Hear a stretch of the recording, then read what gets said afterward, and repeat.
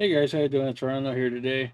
Yeah, it's been a while since I've done one of these videos. Just take a little short break to play the update for GTA Online. It's the Criminal Enterprises. Um, I'll go into a little review about what I think about the update, about the new DLC or update or whatever you want to call it. But first, let's talk about what we got new this week. This will be the first event week post Criminal Enterprises update. The SM772 is now available. It's one of the new drip feed cars. It's going for 2,100,115. Here it is right here. So it's a nice looking car. The luxury autos and Simeon showrooms are now available. Now these are not properties you can buy. These are just like showrooms, similar to the the auto meet, where you could just go like the area where you could go see cars and maybe I think you can buy them there outright, whatever cars that they have on display there. So you have Simeon's showroom and the luxury showroom. And in the luxury autos, you're gonna have the Turismo R and the Omnis EGT. And in Simeon showroom, you'll have the Dubsta 2, the Picador, the Hermes, the Gauntlet Hellfire, and the Penumbra FF. Now for 3 times money in RP, you're gonna have the Vespucci Job. And let's see what else we got. For double what does that say right there? Double research boost from the new bunker research missions via calling Agent 14. Now, if you haven't done your research boost, I don't recommend you doing the missions. It's probably just better to just call just like pay for it. Just outright just pay for it. It's gonna cost you like maybe 20, 30, 40 million, something like that. But if you really want that research, there's only certain things you really need from the research. You don't need everything. So, and I think the research only gives you 10%. So if it's double, that means it's 20%. It's not really worth a lot. I mean, it doesn't fill your bar. It only fills it up to 20%. So you got to do 5 of those missions just to fill up your whole bar. 2 times supplies from the bunker resupply mission. Now I'm wondering how that works. I think they give you maybe one or two like little snippets of the bar. So I guess it would be 2 to 4 now. Still not worth it. It's better just to pay for your supplies and sell it after that. You still make a decent amount of money from your bunker. Increase RP cap, allowing you to earn more RP from missions, races, and death matches. Okay, for the RP grinders. The podium vehicle is the Stafford. The prize ride is the Adder. The Adder is an old car. It's weird that it's at the price at the meet. Top three in pursuit races, 3 days in a row. It's not that hard. All right, and let's see what our discounts are. So that's it for the money in our for the cash and RP bonuses, huh? Not much of a week this week. 50% off utility vests, 40% off the Holler Custom, the Hermes, the Novak, the Torero, the Viseris, and the XA21, and 35% off the Half Track, the Penumbra, and the Weaponized Tampa. So that's not much of a week this week. I mean, we had a pretty good week with the event week. They pretty much doubled and tripled all the new stuff, and then they gave you a one-time bonus for every single business, like one for the gun running business, one for your MCs, one for your nightclub, and I'm missing one, but and for the CEO crates. So if you sold each one, you could sell one double. For some reason, the MCs, all 5 businesses, you sell once, you get double. So you were able to sell like the coke and the weed and what's it called, on all the 5 of those businesses, you would have gotten double, but only once. Bunker only once. Nightclub was the good one. If you had a full nightclub, you'd get almost $4 million. If you went into a public lobby, you'd get almost $5 million. So that was a good event week. So I'm not surprised that's crap the next week. It's probably gonna be like that for the next couple of weeks because they're just gonna rely on the drip feed to get everybody excited. So not much for making money this week. So only just the new car and the new showrooms to keep us busy. And if anybody wants to do the Vespucci job, triple money in RP. So like I said, not much of an event week this week, but there's still the new stuff to go around, so they're gonna rely on you still playing all the new stuff, which is also not a lot, but I'll get into that when I talk about the DLC. So let's see, let's jump to because it's not the only game that got a new bonuses. Also, for the few people that still play Red Dead Online, finally we got a collector bonus this month because they're still doing monthlies. So let's go through that real quick. Get premiums for collector sets and Red Dead Online, plus claim a free community outfit, blood money opportunity bonuses, and more. This month, Red Dead Online rewards the tenacity and determination of collectors, combining the landscape high and low for valuable treasures and bringing them back to nomadic Madame Nazar. Besides the bonus for collectors and all skills and experience levels, players can assemble a free outfit designed by the member of the community and claim double rewards on a host of missions. So collector bonuses. Collectors on who log in to play Red Dead Online this month will receive a collector's coin treasure map. Meanwhile, reaching a collector's daily roll challenge streak of 5 will yield a reward of 30% off a novice or probably collector item.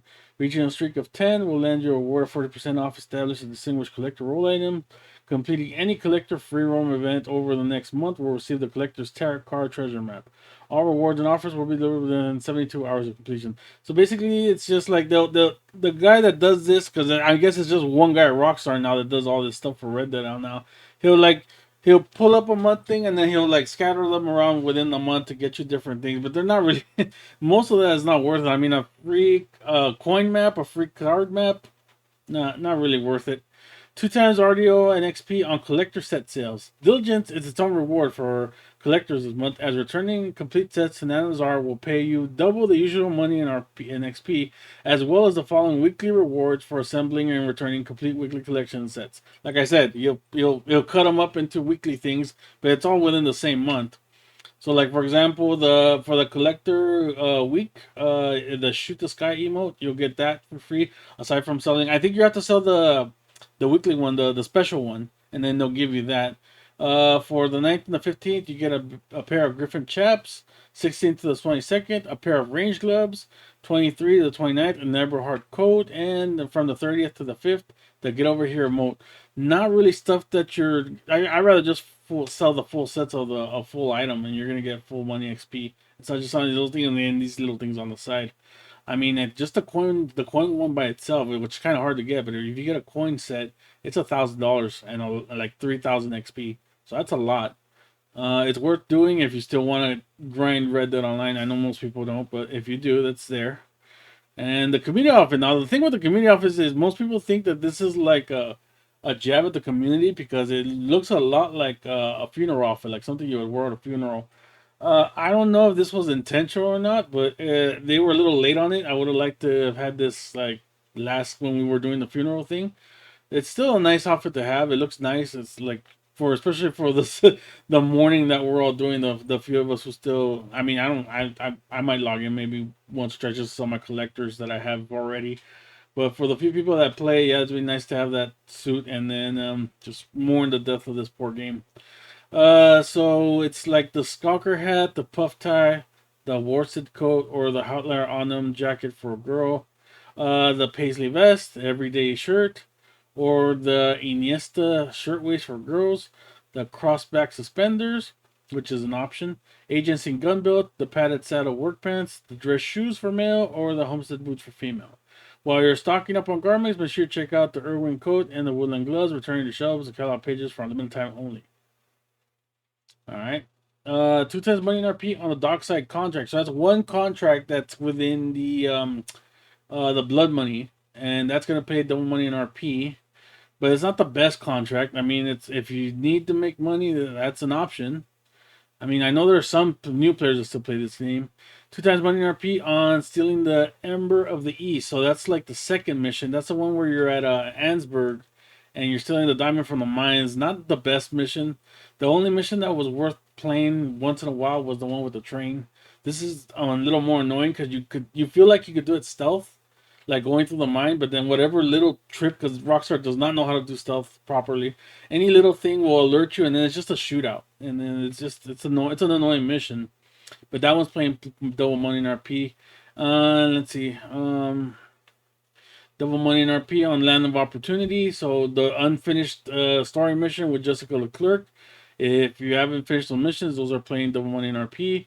And double money in RP on free roam missions, which should be double money in RP permanently because they don't pay a lot. You get $20, maybe 12 gold nuggets, and a slivet of XP. Which, when you're playing in the beginning, if you're a beginner, this is good because this is pretty much the only thing you can do at the moment when you're first beginning the game, the free roam missions. But they should permanently be double because there's especially now that that Rockstar quit on this game, they should just make those double. These month's feature series, from the 2nd to the 8th, you got the Core Pro Series 2. From the 9th to the 15th, the Bow and Arrow Series. The 16th to the 22nd, Hardcore Gun Rush. 23 to 29, Blackwater Series, and the 30th of the 5th, the Hardcore Pro Series number 3. Unfortunately, my internet sucks, so I can't pick up any of the pictures. Red Dead Online, who connect with Rockstar Social Club account Prime Gaming. Before September 5th, receive 5 gold bars, an offer of 5 gold bars off the collector bag, and an outfit of their character, either the Reddington or the Zacateca. So it's actually the first time in a long time that I see Prime Gaming get anything. You at least get 5 gold bars. You'd have to log in just once, I guess, but you could get 5 gold bars and the suit. I mean, everybody has a collector bag by now. If not, they don't have it. If they don't have it now, they should have it by now, except for the new players. So that's what's going on with Red Dead Online. Now let's go to the criminal enterprises for GTA Online. I'm gonna read through the newswire for when they presented it, and then I'm gonna critique everything that they present as I've played it, because I played it for a week already. So I pretty much have a good idea of everything that's in the DLC, and I'll make comments on it. So the criminal enterprises is now available. With the heat wave scorching South San Andreas, gas prices soaring, and the economy on the brink of collapse, it may look rocky out there. They'll notice that if you looked at all the gas stations, no prices have changed. It's all the same. They can't really immerse you that much because they're too lazy. Okay, let's just skip over this. Entrepreneur of Wall Strips are shifting their focus, adjusting and expanding their pursuits into new ventures, including, oh, here you go, new source cargo missions for executives to launch from their offices, along with the new daily export mixed goods missions, plus new warehouse staff hires that are on hand to help with sourcing, including your new manager Lupe, who's ready to drill down and synergize any business opportunities.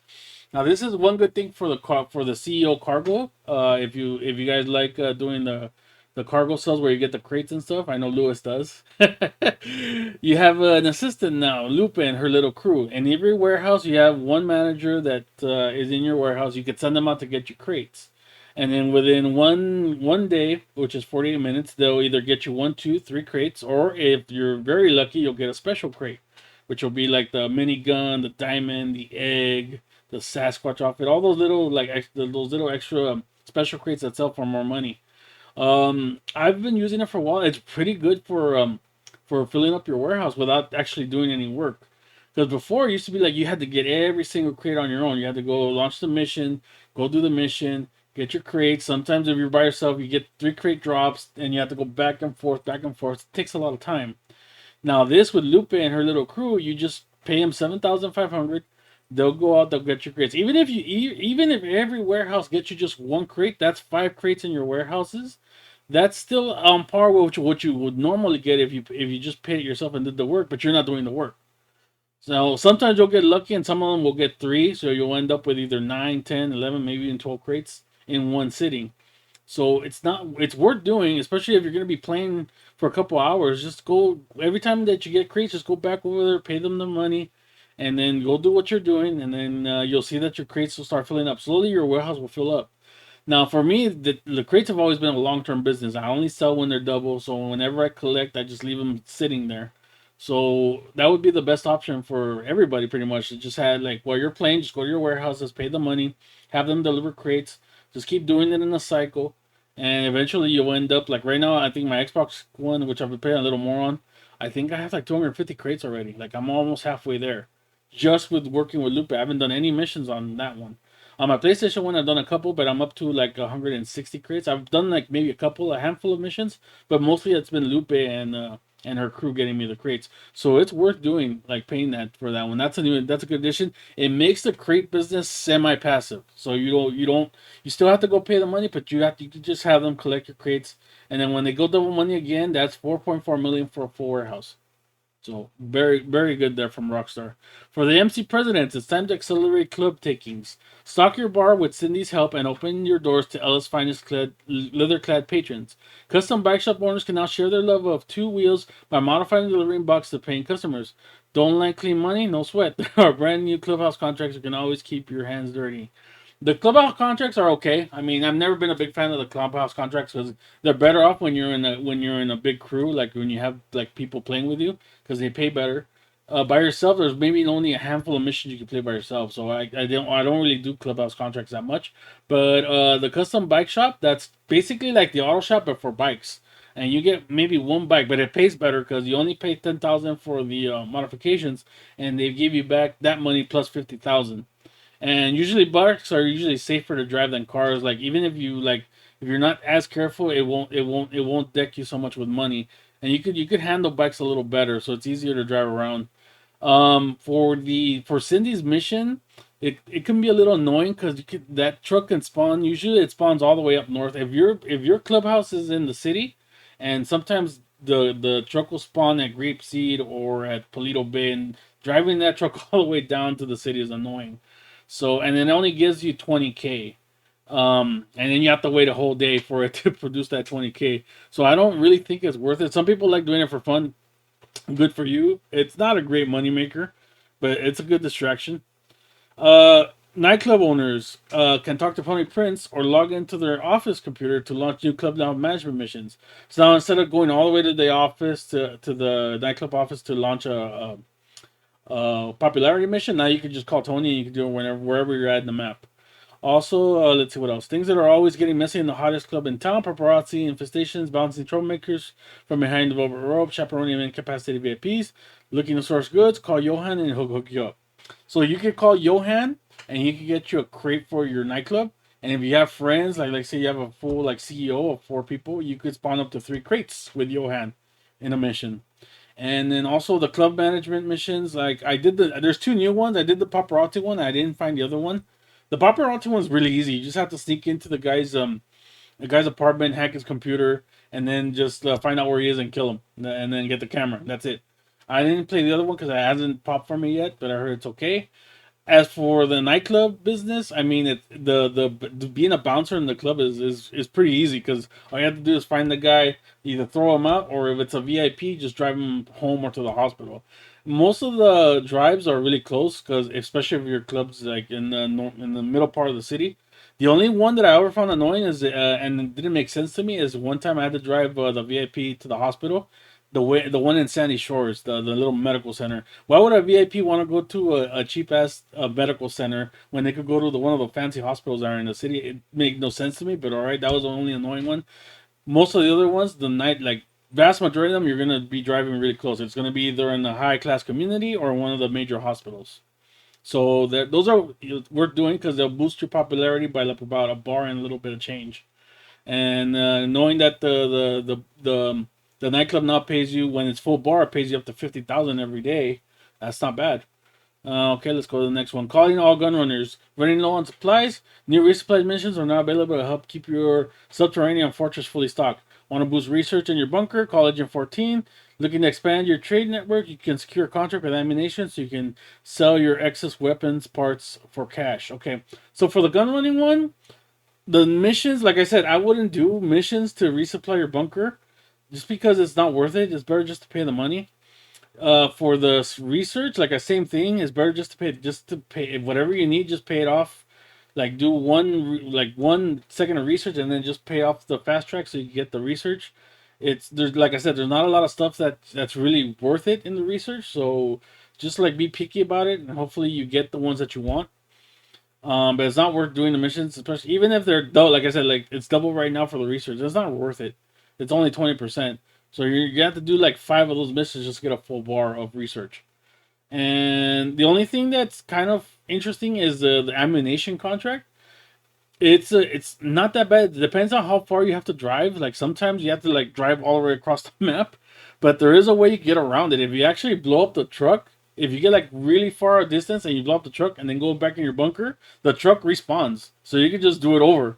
So I mean, you'll do it over and you might get a better location to drop off the supplies and you can do it there. So whenever you get an annoying mission where you have to drive the truck all the way across the map and you don't feel like doing it, blow up the truck. It'll respawn right back in your bunker. It'll give you a new ammunition location to drop it off. Hopefully, it's closer one, and you could get that done. Now, all those missions, the Johan one, the gun runner ammunition mission, the nightclub, the bouncer mission, the MC. Which one's the MC one? The MC with Cindy, and like the stuff with Lupe. All those missions, you don't have to be a VIP. You don't have to be a CEO. You don't have to be an MC. You could do all those missions like by yourself. Like you don't have to be anything. So if you're in a full lobby for whatever reason, you're in a full lobby and everybody's a CEO and MC and you can't log in, you can actually do those missions and get 50K for each one, and without having to log in as an MC or a CEO. Agent UOP returns and Operation Paper Trail. Civilians on Highway 1 aren't the only ones who are noticing the rising gas prices. Agent UOP of the IAA is hot on the case. He's caught a whiff of the far-reaching criminal conspiracy and hefty dose of gasoline fumes, and now he's convinced that Duggins and the FIB are colluding to raise the price of oil. The implications are dire and the details are scant, but he'll be in touch soon. So this is basically these are basically contract missions that you're doing for UOP. There's a small story in there. It's not a lot. It's just about gases, taking it. They're just pulling from what's going on in real life, but with the gas prices and everything, involving the Duggins.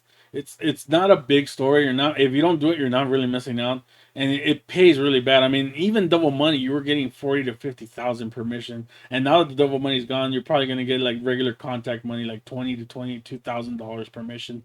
It's one and done. Like once you get through it just for the story, get through it, and then you probably never play these again unless they're double money. But even double money, they don't pay that well. So, but it's fun to visit UOP again. But it's only like just go through the story and that's it. Experience the improvements. The current enterprise features a wide range of GT Online experience improvements. Many of these, the direct result of extension and constructive feedback provided via our feedback website. Sure, okay. Everybody asks for glitches and bugs. For those who like their personal space, business computers can now be accessed in private sessions. It's at the terabyte.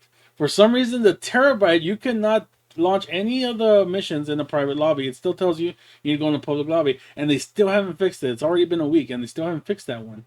That's a major oversight by Rockstar not not being able to do anything through the terabyte.